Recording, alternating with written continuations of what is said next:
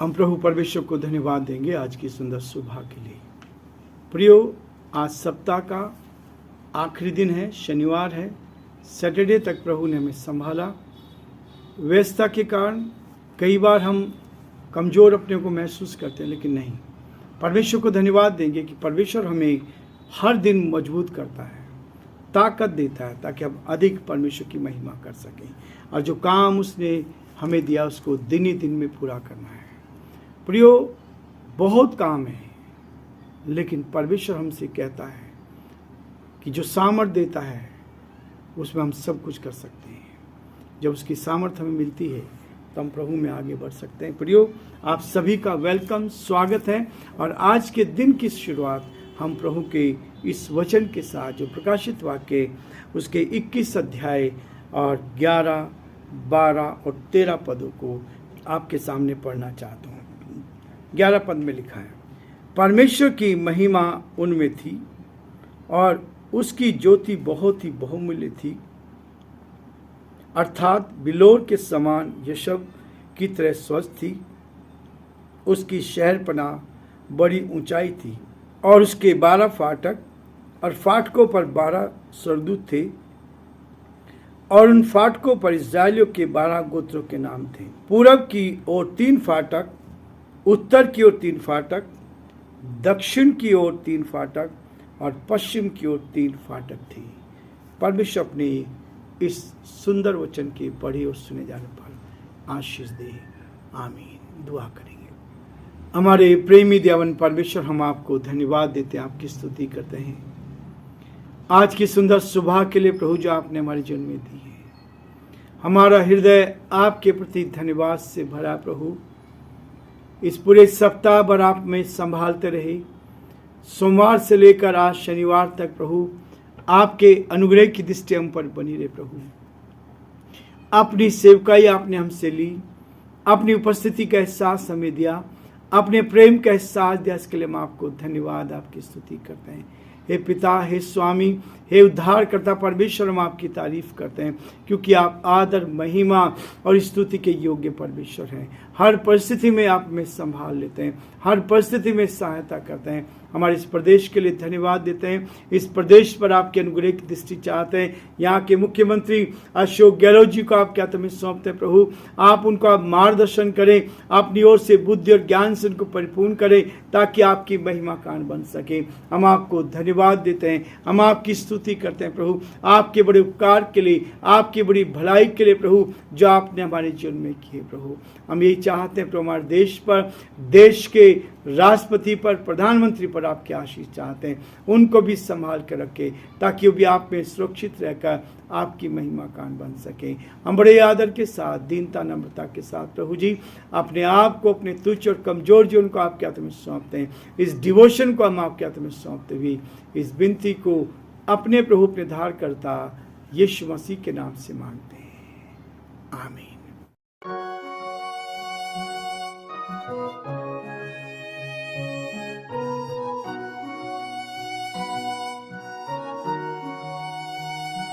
कलवरी के पास खड़ा हो, खून की धारा देखता जा,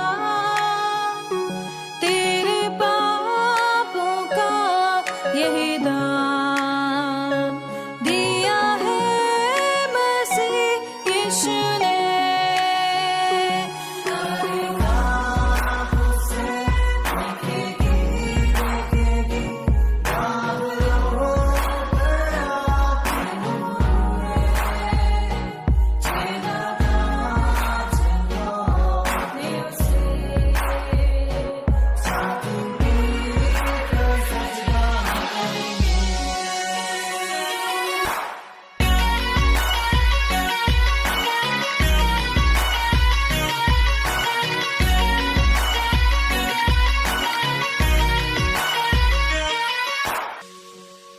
ये हुआ सब तेरे लिए, तूने भी उसे छेड़ा था,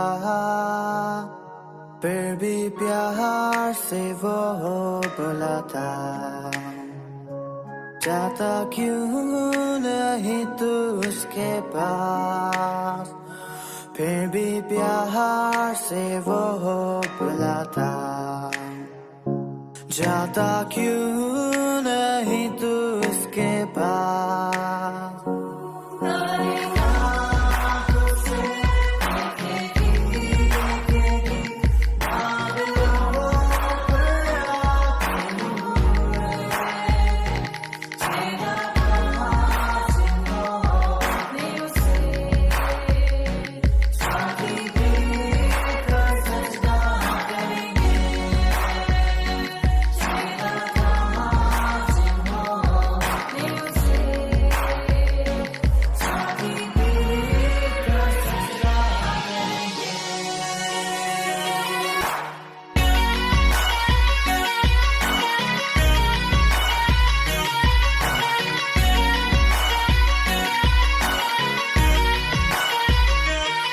जल्दी वक्त गुजरता जाता है, रात अंधेरी आती है,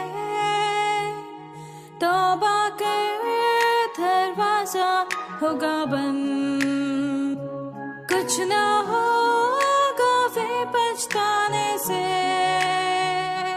तौबा कर दरवाजा होगा बंद, कुछ ना होगा फिर पछताने से।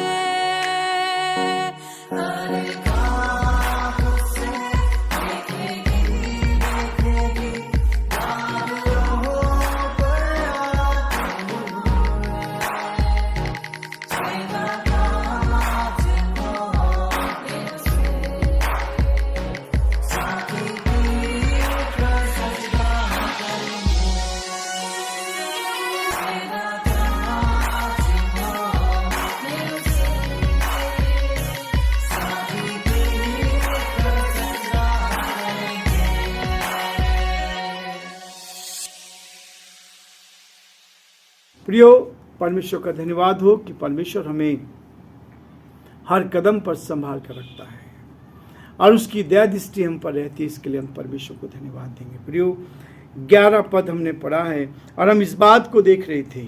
10 पद में जब परमेश्वर का वचन कहता है, तब वह मुझे आत्मा में एक विशाल और ऊंचे पर्वत पर ले गया और उसने पवित्र नगरी यरूशलेम को स्वर्ग में से परमेश्वर के पास से नीचे उतरते हुए दिखाया। पवित्र नगरी यरूशलेम, यरूशलेम परमेश्वर के द्वारा बनाई गई पवित्र नगरी है और जिस यरूशलेम में यीशु मसीह ने प्रवेश किया था पाम संडे के दिन, और वहां उसने देखा कि उसमें व्यापार हो रहा था, लोग लेन देन कर रहे थे। प्रभु चाहता था कि उसका मंदिर पवित्र हो। उसने कोड़ा बनाया और जो वहां व्यापार कर रहे थे उनके सब जो चौकियां थी उन सबको पलट दिया और सबको उस मंदिर में से निकाला। किस काम के लिए? उसको पवित्र करने के लिए। आज हमारा हृदय परमेश्वर का मंदिर है और ये यहाँ पर इस बात को दिखा रहा है कि जो पवित्र नगरी है, तब वह मुझे आत्मा में एक विशाल और ऊंचे पर्वत पर ले गया और उसने पवित्र नगरी यरूशलेम को स्वर्ग में से परमेश्वर के पास से नीचे उतरते देखा। पवित्रता ऊपर से आती है, पवित्रता परमेश्वर की ओर से आती है और वो इसी बात को कहता है। स्वर्गदूत ने यूहन्ना को एक बहुत बड़े और ऊंचे पर्वत पर ले जाकर दिखा दिया। पवित्रता स्वर्ग में है और स्वर्ग में पवित्रता है और वो पवित्रता बराबर बनी रहे, इस बात का प्रभु शुरू से ध्यान रखता है। आदम और हवा के पाप के कारण जब उन दोनों ने पाप किया था और पाप इस दुनिया में आया, उनको उस पवित्र स्थान से निकाल दिया, अदन की वाटिका से निकाल दिया गया, जहां उनके लिए ऐश आराम था, जहां उनके लिए भरपूरी थी, जहां वो परमेश्वर के साथ बात करते थे, रोज उसके साथ संगति करते थे। लेकिन उन दोनों को उसमें से निकाल कर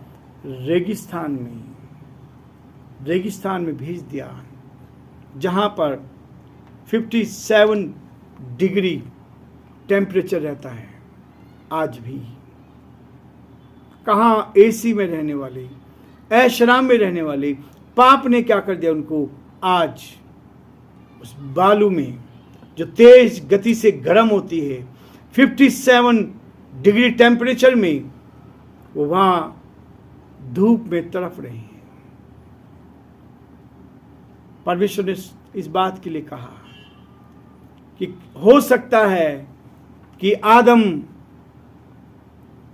इस अदन की वाटिका में प्रवेश करके उस जीवन के फल को भी खा ले, जिससे हमेशा तक वो जिंदा रहे। इसलिए उस अदन की वाटिका के चारों ओर जो गड्ढा खोदा गया, खाई खोदी गई, और वहां पर अग्नि में तलवारें लगाई गई, यदि वो उसमें प्रवेश ना कर पाए। प्रियो, पवित्रता, स्वर्ग में पवित्रता है। यदि आदम फिर से उस फल को खा लेता तो कभी नहीं मरता और स्वर्ग में भी पाप हो जाता। इसलिए स्वर्ग जो है लोग नहीं मानते। कई लोग अपने आप को नास्तिक कहते हैं। ईश्वर है ही नहीं, ईश्वर नहीं है। यदि होता तो इतना अन्याय क्यों हो रहा है?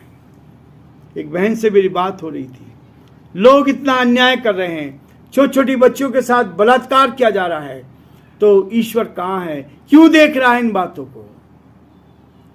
प्रियो, परमेश्वर का वचन कहता है वो धीरजवंत है, वो धीरज रखता है, वो नहीं चाहता कि कोई नाश हो जाए, वो सबको बचाना चाहता है, दोषी को भी और निर्दोष को भी, और जो धर्मी है उनको बचाना चाहता है। सबको समय दे रहा है ताकि वो पश्चाताप करे, जीवन फिराए। जब 11 पद में हम आते हैं तो परमेश्वर की महिमा उसमें थी और उसकी ज्योति बहुत ही बहुमूल्य पत्थर अर्थात बिल्लोर के समान यशब की तरह स्वच्छ थी। परमेश्वर पवित्रता को चाहता है। यरूशलेम की उपमा दी गई है, यरूशलेम को बताया गया है, पवित्र यरूशलेम में परमेश्वर की महिमा व्याप्त थी। परमेश्वर की उपस्थिति जहां है वहां पवित्रता है। उस परमात्मा की उपस्थिति जहां है वहां पवित्रता है। प्रियो, ये पवित्रता ईश्वर मेरे आपके इस दिल में भी चाहता है, मेरे आपके इस हृदय में चाहता है, ताकि हम दिल से आत्मा से पवित्र रहें, और न केवल पवित्र रहें परंतु पवित्रता का जीवन जिए। परमेश्वर की महिमा वहां पर व्याप्त थी। उसकी चकाचौंध करने वाली चमक, उसकी पवित्रता, उसकी शुद्धता एवं उज्ज्वलता को उजागर कर रही है। इस चीज को 11वां पद बता रहा है कि उसकी जो पवित्रता है, उसकी परमेश्वर की जो महिमा उसमें थी, और उसकी ज्योति बहुत ही बहुमूल्य थी, अर्थात बिल्लोर के समान यशब की तरह स्वच्छ थी। परमेश्वर ऐसा जीवन चाहता है कि हमारा जीवन पवित्र हो, स्वच्छ हो, और ये पवित्रता का जीवन हो। लोग संसार में क्या कहते हैं, क्या करते हैं, उसकी ओर ध्यान नहीं। आप पवित्रता का जीवन जीते जाएं। जब आप पवित्रता में जीवन जिएंगे, जब आप पवित्रता का जीवन जीते रहेंगे, परमेश्वर आपको शुद्ध और पवित्र करके महिमा के सिंहासन पर बिठाएगा। आज आवश्यकता है हमें पवित्र होने की। आज आवश्यकता है हमें प्रभु के साथ आगे चलने की।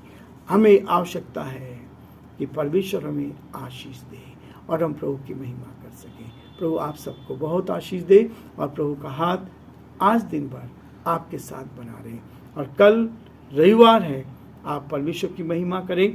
यदि आप कहीं चर्च नहीं जाते तो आसपास आप किसी भी चर्च में जाकर आप परमेश्वर की आराधना कर सकते हैं।